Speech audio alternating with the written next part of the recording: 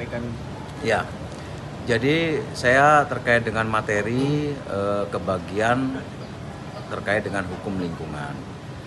Saya sampaikan pada saat seminar tadi bahwa sekarang ini terjadi degradasi lingkungan yang sudah sangat rawan, ya, sudah sangat kritis. Nah, sehingga perlu hadirnya hukum lingkungan tidak hanya dalam bentuk substansi hukum, ya, substansi hukum yang terus diperbarui menyesuaikan dengan dinamika sosial kemasyarakatan dan lingkungan, tapi juga dari sisi penegakan hukum. Saya menyampaikan penting bahwa aparat penegak hukum ini juga betul-betul harus bisa menjadi atau berperan maksimal di dalam penegakan hukum lingkungan secara konsisten, mulai dari aparat penegak hukum yang di lapangan, yang melakukan penyelidikan sampai kepada hakim-hakim yang menangani kasus lingkungan.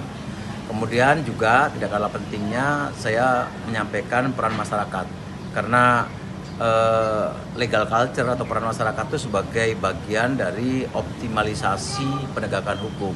Kalau masyarakat itu sadar lingkungan, kemudian dia berperan sesuai dengan fungsinya, melakukan pengawasan, bahkan sampai menggunakan peluang untuk melakukan gugatan-gugatan. Nah, saya kira itu nantinya para pelaku kerusakan lingkungan dan pencemaran lingkungan akan berpikir dua kali, ya, akan berpikir tidak mudah dia untuk melakukan itu.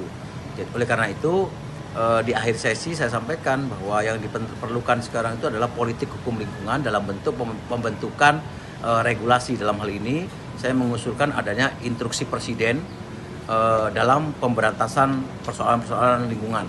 Nah, kalau ada instruksi presiden menangani persoalan lingkungan, saya yakin bahwa nanti penanganan atau penegakan lingkungan itu akan lebih optimal, karena kita tahu bahwa presiden itu top manajemen di Indonesia, ya. Jadi RRU 1 itu akan bisa memberikan instruksi dan menggerakkan semua komponen, baik sipil maupun militer, bahkan kepada kelompok-kelompok masyarakat untuk bersama-sama mengawasi dan berperan aktif dalam memperbaiki lingkungan dan dalam penegakan hukum lingkungan.